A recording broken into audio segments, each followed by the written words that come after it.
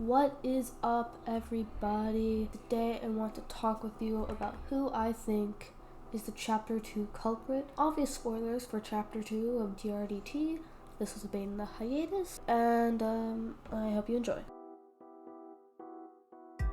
First of all, the evidence. Here is a rapid-fire list. The fish on the playground, tape wrapped around the carousel, rope hidden in the carousel, same rope used to hang Ari and is also Ari's special weapon, tape in trash identical to the tape on the carousel, marks near the swing set, red marks in Ari's wrist, Ari's broken neck, ripped up note in the trash, water jugs with handles missing in the trash, broken lights, ball of clothes glued together with starch.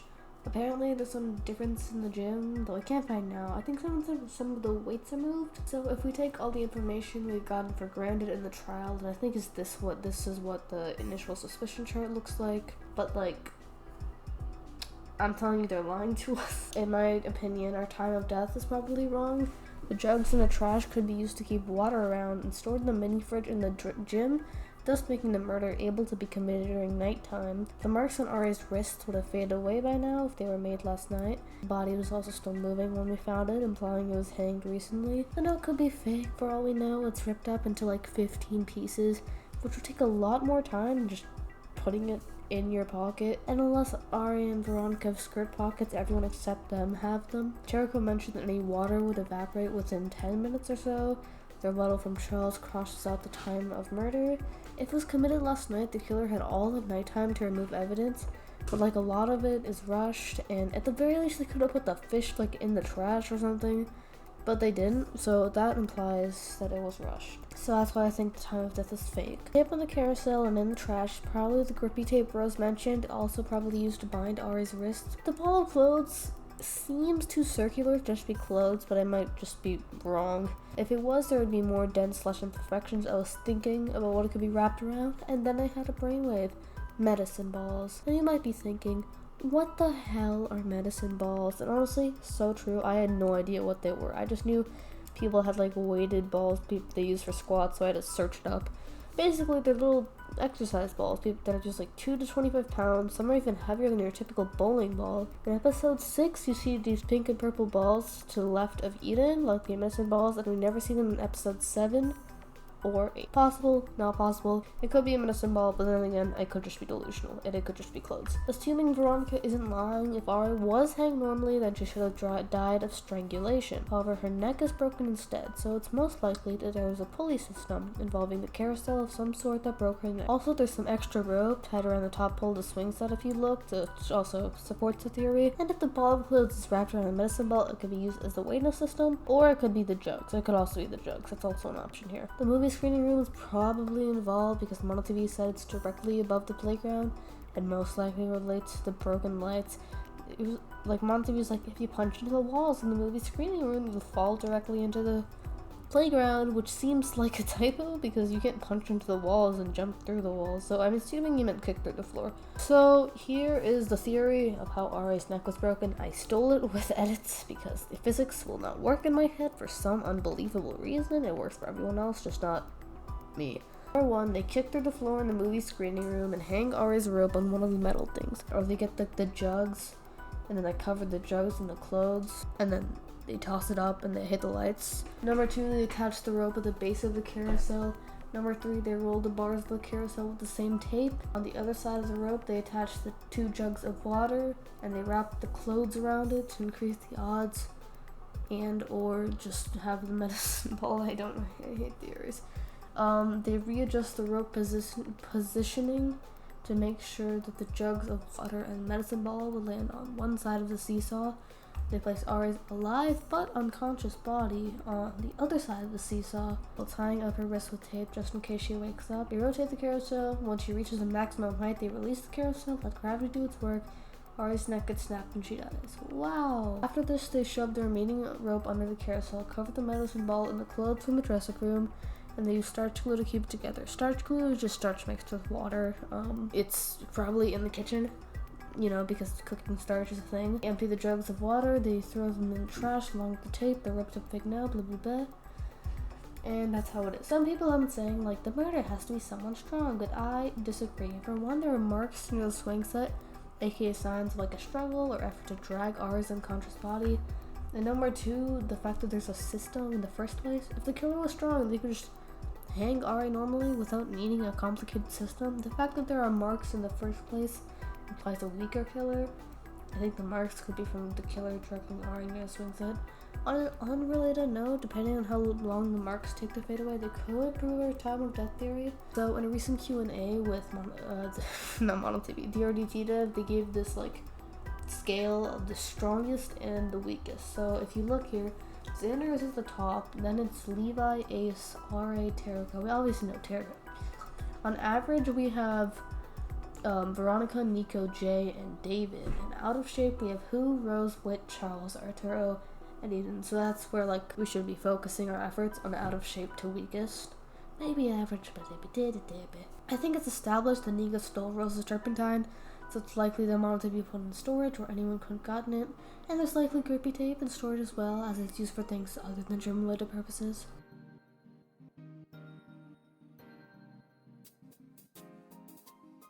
Number 1, we have Ace's attempted murder. Nico wasn't the one who tried to kill Ace. There are 2 versions of this. Number 1, Ace tried to sewer slide, or 2, Who did it / manipulated Nico to do it. I'm not gonna deny that Ace's mental health probably sucks, but he seemed like the exact opposite of sewer slidal when he woke up.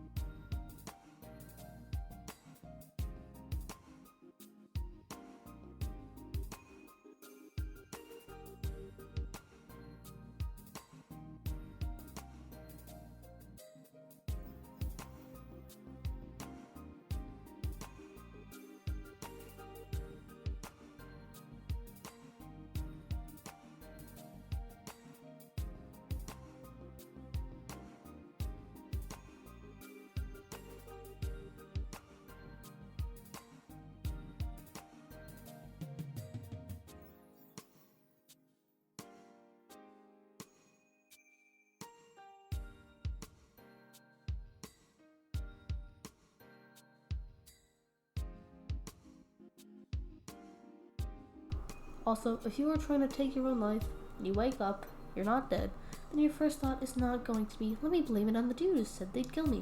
No, your first thought is going to be, why the fuck am I not dead? This immediately claims that he was almost murdered, which is a far conclusion to make. There's also no reason for Nico to admit that they tried to kill Ace if it was Ace's doing, and they could have just stayed there and been like, oh yeah, I was just here, you know? And for number 2, we have Who, why, what's our reasoning for this? It's confirmed David has the manipulation secret, not Who, and she's been defending them and saying they only did it because Ace was being a huge dick. Not to mention, it seems like she got all her anger out with the slap. I don't know why she tried to kill him after that. That just seems too obvious almost. As for the wire, it's not like Who has the only wire ever, and she hasn't mentioned it was missing. Also, cool theory I read that said she gave the wire to Nico for self-defense, and it could also be that Nico stole it from Who. Also, Nico wasn't wearing her overcoat thing, and I doubt they would be going to feed the fishes because it was already nighttime. They have confessed, you guys.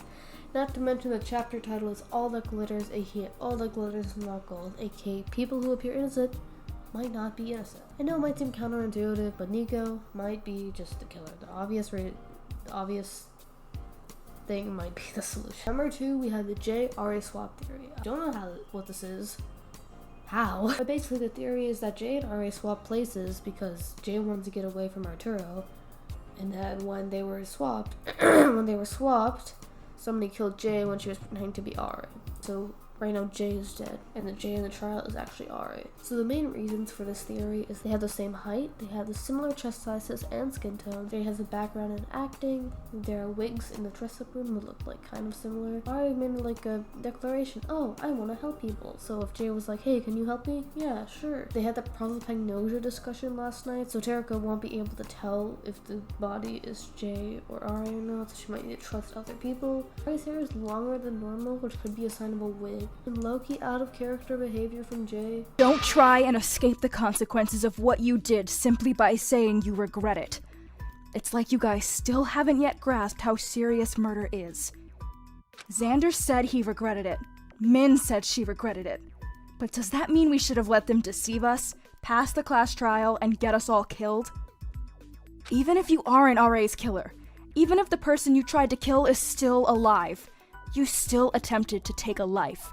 And you'll have to accept that some people are not going to forgive you so easily. Despite being on the title card, she hasn't had much screen time. This is true, all that's cool points. However, Jay hates acting, and I don't think 4 days of a creep is enough to make her do the things most associated with her mom. Jay remembers when Terika held a knife to her neck. Why would she tell Ari that? Voice acting takes time. Jay couldn't have taught Ari how to voice act in just like a day or two. Everyone except Charles and Rose saw the body, but no one made any comment on it looking different. You can't tell me everyone is prosopagnosia. I think Jay and Ari would notice a 1-inch difference in the wigs. Both Terika and Charles investigate the entire second floor and found nothing out of place. I mean, I think the wigs would be missing. Prosopagnosia discussion could refer to someone from Terika's past in the Killing Game who's like heavily changed. They have different ethnicities, therefore they would have different facial structures. Ari last night knew that David specifically told her that she could change.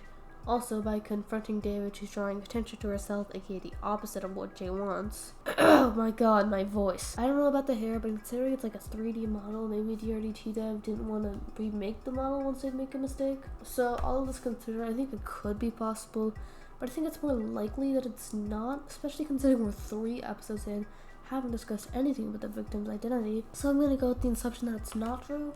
If it is, Jay isn't even my top suspect, so it's not like I have to rethink anything. Number 3, we have Ari actually died of drowning. You can kind of see this happening. The only caveat is that I've already proven the murder happened at nighttime, so she couldn't have been drowned in the relaxation room. Obviously, this isn't the only place she can't drown. Her hair isn't wet though. I also think she could have been like strangled with the rope Buki style, then her neck was broken. But there's no evidence for that. Arturo and Terika both looked at the body, like in detail. On the other hand, we already had a case of disguised cause of death last trial, so it seems unlikely for it to happen again. Number 4, David manipulated someone into killing Ari. The main reason I don't believe this is for plot purposes. David is an antagonistic asshole. If he manipulated someone, that would make him the true Blacken, and that means they have to kill him off now, which is not what Monotherapy wants to do. Have you seen the conflicts this man could cause? He's also kind of a dog shit manipulator. He can't even explain how he killed Ari. He can't even manipulate us, and everything is stacked in his favor for him to do that. So, what a loser. There really aren't many people who trust David. The only person I can see him successfully manipulating is Who, but she's not even my top suspect. And there are 2 events we have to talk about. Number 1, Arturo threatening Eden. This happens in the afternoon of the day of Nico's almost murder, and after Terika holds a knife to Jay's neck. Culprit would need to know about the meetup to make the note, so they can't have an alibi for that time period. I did some looking into things, and the only people who have alibis for the afternoon of that day are David, Nico, and Who are having a picnic in the relaxation room. I'm going to assume it was for the entire afternoon. I mean, we haven't talked about it yet, but for the meantime, that's what I'm gonna say. Number 2, we have Ari's hanging line and rope. Ari mentions that people told her to, you know what, and on TV put the rope in storage in the morning of day 2. At this time, everyone was here except for Rose, David, Levi, and Who. The reason I talk about both these events is that it makes Who, Levi, David, Rose less suspicious, because they couldn't have known about integral parts of the murder. You could argue that David knew about Ari and Eden's friendship because Ari told him she had to protect Eden. Wait, the note says, oh yeah, the sister thing, or whatever. So that makes them all less suspicious. Time to actually talk about our suspects. I'm going to be ranking them from least suspicious to most suspicious. I'll talk about them more detail as we go on. Literally impossible. We have Xander, Min, Terika, Charles, Ari. I don't think I have to explain for our former 3. Charles has a phobia of dead bodies. He has a phobia of dead bodies, not just blood, so I highly doubt he'd be the killer. Also probably the support character. Stop saying he'll die in chapter 3. He's not going to die, you idiot. For RAC above for hanging versus strangulation, she literally declared she would change. Highly unlikely, we have Veronica, David, and Ace. For Veronica, suspicious things like she has an alibi for last night and her secret is not yet revealed. On the other hand, she's way too antagonistic to die this early. You cannot have a person who openly declares they only want to be entertained and die in chapter 2. Would want to stick around and see the chaos unfold, defended Arturo, likely too busy with Ace and Nico fighting to hear Ari's remark or notice a rope getting put into storage. Even if she did, I think she would definitely have a reaction to Ari's hanging line, but she didn't seem to, drawing attention to herself with all the creepy stuff she says. David, suspicious, knows about Ari's backstory. Could be playing dumb? Not suspicious. Too obvious. No alibi last night. Way too antagonistic to die this early. Wasn't around to see Ari's rope getting put in storage. With Who and Nico during the afternoon, drawing attention to himself. For Ace, suspicious because he conveniently stopped hearing after a period of time. Even weaker than usual would need a pulley system. Like, usually he is strong, but, his neck just got cut open, so. Made us suspect David in the first place. Not suspicious, he has no alibi last night, no motive, and he didn't seem all that concerned about a secret being revealed. Paying attention to himself, busy fighting with Nico, way too antagonistic. It's been like a day since he was almost killed. Surely he would wait, and he would have killed Nico. A bit likely we've got Nico, Rose, Eden, Arturo. For Nico, suspicious is there are similar methods of death. They would need the pulley system because they're actually average strength, but they're still weaker than Ari. Possibly Ari reminded them of Ace. No alibi last night. Secret already revealed. They were with David and Who. Is he fighting with Ace? Doesn't think David is a culprit. Would they really risk it after getting caught red-handed? Next up we have Arturo. I unfortunately have to put him in here. King, I swear I want to put you in highly unlikely, but there is evidence against him. Suspicious, we've got alibi for last night. He brought up the fake time of death, he established it. Didn't see the marks on Ari's wrists. Could have seen Ari's secret without context and thanks to his sister-related trauma. Assumed she was a terrible person. Apparently he's weak. I would not have thought so. He's like 6'3". Anyway, not suspicious. He didn't remember the time of death until Veronica reminded him. I think if he was relying on the fake time of death to prove he wasn't the culprit, he wouldn't wait for someone else. After all, he can't rely on someone saying it, so he couldn't have killed to protect his secret because Eden would still know it. I don't see why Levi would show Arturo Ari's secret. He seems like the type to keep a secret safe. Busy with Jay, story with sister is yet to be explained, though it could always be explained after the trial. Too antagonistic. Yeah. Eden, I'm so sorry, but again, there is a decent amount of evidence against her. It's like small, but she has an alibi last night. She is weak. During Ace's attempted murder, there are two different backgrounds. One with the tape, one without. Since Ace couldn't have taken it, and Terrico couldn't, then it had to be Eden. However, she could have taken it for reasons other than murder, like maybe someone else wanted it. Ari? Not suspicious, she has no motive. I heard like a theory that she didn't trust Ari when Ari said, "Oh, I want to be friends with you." But why wouldn't she trust Ari? Eden's like easily the most trusting person in this entire group. Busy breaking up Jay and Arturo's fight, she would have definitely had a reaction to the hanging line, like, have you seen her? Pushed against the idea of Ari working with her killer. If she was the culprit, it would really only make Terrico's terrible trust issues worse. And that is not what I think they're going for. Rose, suspicious. She helped us find the note in the first place. Hasn't really been helping at all in the trial. Good amount of screen time this chapter. Could be lying about the turpentine and the grippy tape being stolen. She would be in the best position for that. She would need the pulley system because she's weak as hell. Not suspicious, no alibi last night, and thus no benefit to helping us find the note. Unless she wanted to protect someone. But the only person I can think of is Nico, and they don't have an alibi either. No motive, and wasn't there to see Ari's rope being put in storage. Somewhat likely, we have Who and Jay. For Who, 50% of the fandom thinks it's her from what I've seen. Sorry, girl. Suspicious, we've got Am I mispronouncing suspicious? Suspicious. She has an alibi for last night. She refused to reveal the secret she has. Refused to reveal her own secret. Gives Major Kurumi Tojo vibes. You know how that went down. She had her old breakdown thing, and she has the weird thing where, oh, my name is Julia, but if you want to say Ari would accept a note written by somebody named Julia, I have no idea why my voice sounds like this. Oh my god, hang on. But if you want to say, like, oh, Ari would accept a note written by somebody named Julia, why? She has no reason to put her name as Julia. Everyone knows Jay always goes by Jay, so not suspicious, drawing attention to herself with the breakdown, defended David, not around to see Ari's rope being put in storage. She was with Nico and David, and she literally just got a redesign. It was like a major redesign too. Would they give her new clothes for one singular chapter? Really? Okay, next up, we've got Jay. Jay is suspicious because she has an alibi last night and she could rely on Arturo for that. On title cards, but hasn't got much screen time. Could have followed Arturo and seen the incident. Been jumping on everyone vaguely suspicious. First it was Arturo, now David. Special weapon is his universal remote, which could relate to the lights. Acting really out of character this trial. Not suspicious, no reason to follow Arturo. She hates him. Even if she did, she would have shown up to interfere, not Eden. Drawing attention to herself, no motive. Busy with Arturo. Ari did the accuse everyone thing last trial, and she was innocent, so. Highest suspect number 2, we have got Levi getting the Who treatment, but like slightly toned down. He is suspicious though. Number 1, his secret is not yet revealed. He hasn't been very talkative this trial. He's kind of been pushing us all to vote. He has Ari's secret, and Ari has the murderer's secret, which could also easily be his. Levi's secret quote on his page on Tumblr is that I always believe that a person is defined by their actions alone, but maybe that's just a poor excuse for my heartlessness. And if he saw, because he got Ari's secret, right, and he could be like, oh my god, Ari is a horrible person, I have to kill her for the good of everyone. So maybe, possibly, he's strong enough for the carousel mechanism. He's known to be an early riser, threatened to strangle Ace, and now Ari's neck is broken. A little too obvious. Said he was in the laundry room, so that could relate to the ball of clothes. Threatened Ace to testify, possibly because it was incriminate David.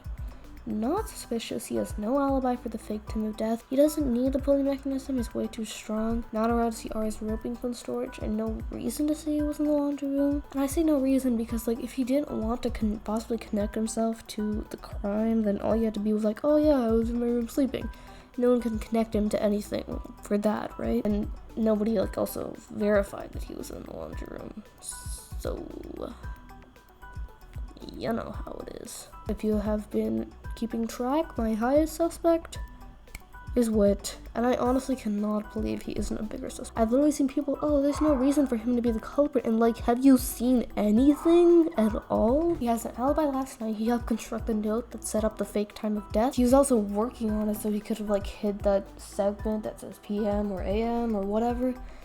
But that's also applicable to Eden and Rose. But whatever. He wasn't very helpful this trial. He's just been making jokes. He was in the changing room while Who and Turko were changing.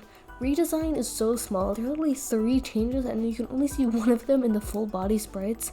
So it doesn't make him less suspicious in the way it makes Who less suspicious. A special weapon is stationary, which could help him make the note. Sent David to the relaxation room at the fake time of death. Cooking last night could maybe discover starch.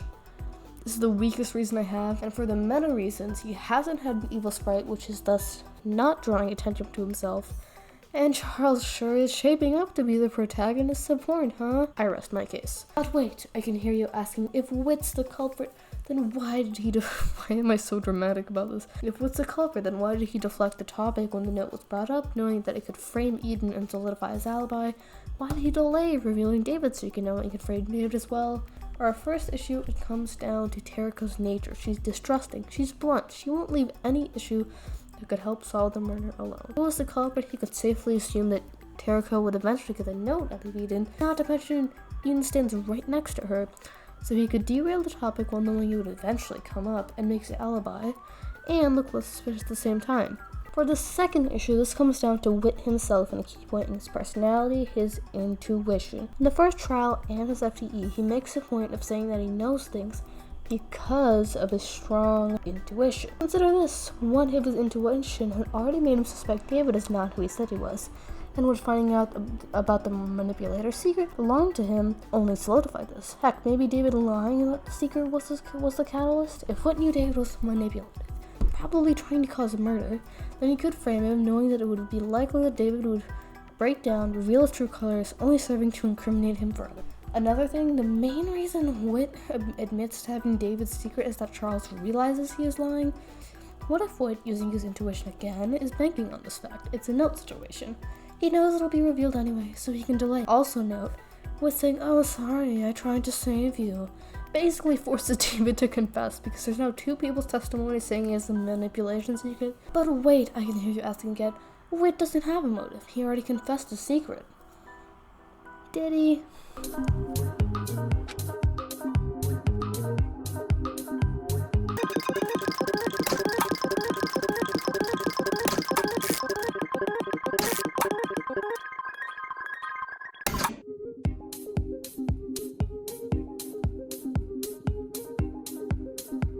If Whit really was innocent and just wanted less confusion, I think he would have just confessed right after Rose said hers.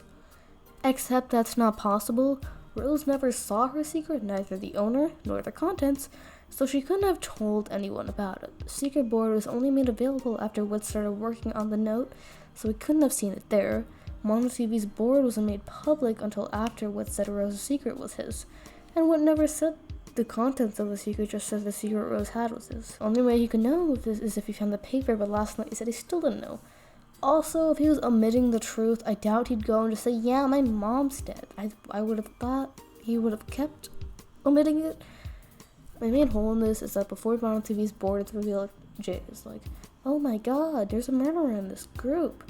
And Charles like, oh my god, a lot of these secrets relate to Sewer Slide, and neither of them saw the boards, they couldn't have known that. And Jay was on guard duty the whole time. So that could be your plot hole, but I do think it's like kind of suspicious how they specified Rose doesn't know who her secret belongs to. Like if they wanted to just give Whit the secret, then why did they make Rose not look at it? I think that makes Whit suspicious. So by all means, I think Whit could have a secret worth killing for. Side-eye to secret Ari received. But wait, I can hear you asking again. Whit set off the BDA. He couldn't have set off the BDA if he was a culprit. First, I want to talk about Whit and Eden's thoughts on searching the playground. Neither one of them particularly want to go. Eden is explained like, oh, she wanted to prepare herself for seeing Ari's body or not wanting to believe that Ari is dead. But what about Whit? He's not even that much friends with Ari. There's no real explanation as to why he was apprehensive to go in. If my theory is true and he is the culprit, he'd probably investigate on the first floor so he doesn't mess up the BDA. But the thing is, he didn't go with Terraco. Terraco just grabbed him. So that ruined that. He was less expressive about it than Eden, but he could have been just as worried. So basically it's sheer dumb luck that Terraco grabbed him, but we already seen that one before. Reed, Min arriving at the exact time Charles left. Anyway, there are 2 possibilities here. The one you think of first, someone else saw the body, and who would be the most likely to have done that? David Chiem, who's already trying to kill us all. It kind of seems like he knows Ari is dead already. It would solidify as well as the antagonist, since we already know he's probably the antagonist. The other possibility that for some reason I think is actually right is rules can be bypassed in the case of murder. Put yourself in Mono TV shoes. 3 people have just discovered the body. One of them is the culprit. And if you don't fire the BDA, then the suspects will be immediately narrowed down to 3 people, which is the exact opposite of what you want. And if they already narrowed down to 3 people and we do all of our thinking and we say, wait, all our 3 main suspects have alibis. Wait, then our time of death has to be wrong, and that's just it. So basically this is the exact opposite of what you want, so I think you would still fire the BDA, so the mystery is preserved. Anyway, that is all my thoughts on Whit being the culprit. If he ends up not being the culprit, this entire video is going to be so embarrassing. Watch him be like just on our side during the scrum debate, entire theory dismantled. That would be funny. Anyway, I looked into DRDT's having Q&A, and apparently they're trying to work on DRDT again. Yay! So I can't wait for the next episode. Thank you guys so much for watching. If you have any questions or comments or theories or anything, then just let me know your thoughts in the comments, and I will see you all soon.